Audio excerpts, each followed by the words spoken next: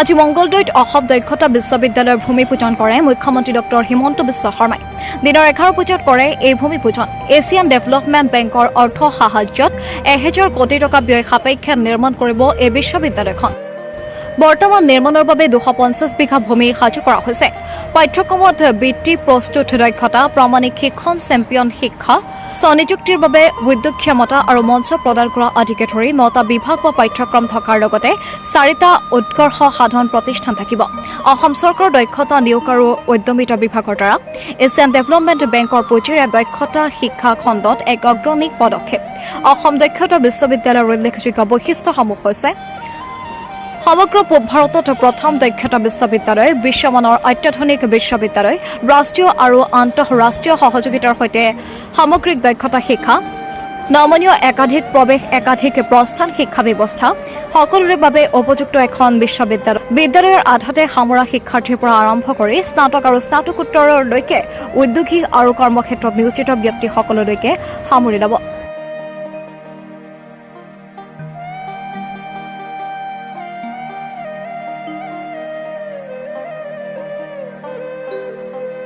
News desk report, news Assam India.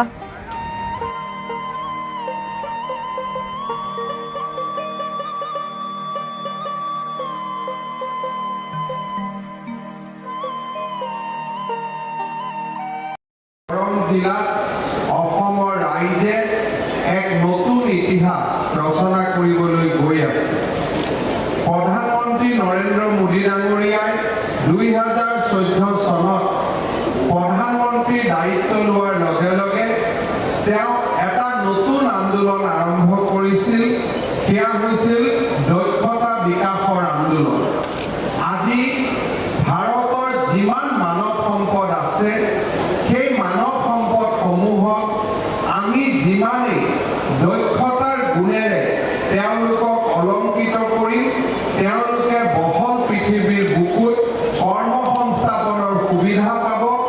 যে অসমৰ প্ৰথমখন স্কিল ইউনিভাৰ্চিটি, মই ভাবোঁ যেনেকৈ গুৱাহাটী বিশ্ববিদ্যালয় প্ৰথমখন বিশ্ববিদ্যালয় হিচাপে, অসম মেডিকেল কলেজ প্ৰথমখন মেডিকেল কলেজ হিচাপে অসমৰ ইতিহাসে সদায় সোঁৱৰে, ঠিক তেনেদৰে অসমৰ এই দক্ষতা বিশ্ববিদ্যালয়খনক অসমৰ বুৰঞ্জীয়ে সদায় সোঁৱৰিব, কাৰণ এইখনেই হৈছে অসমৰ প্ৰথম দক্ষতাৰ বিশ্ববিদ্যালয়।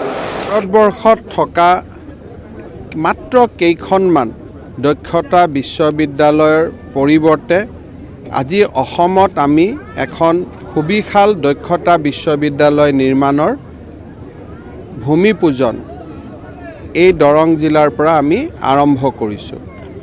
ইয়াত এখন বিশ্ববিদ্যালয় হ'ব আৰু এই বিশ্ববিদ্যালয়খনৰ অনুমোদিত আন 3টা ছেটেলাইট কেম্পাছ অসমৰ বিভিন্ন স্থানত হ'ব।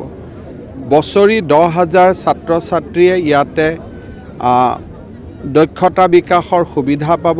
ইয়াত ডিগ্ৰী, ডিপ্ল'মা, গৱেষণা 3টাৰে সুবিধা থাকিব।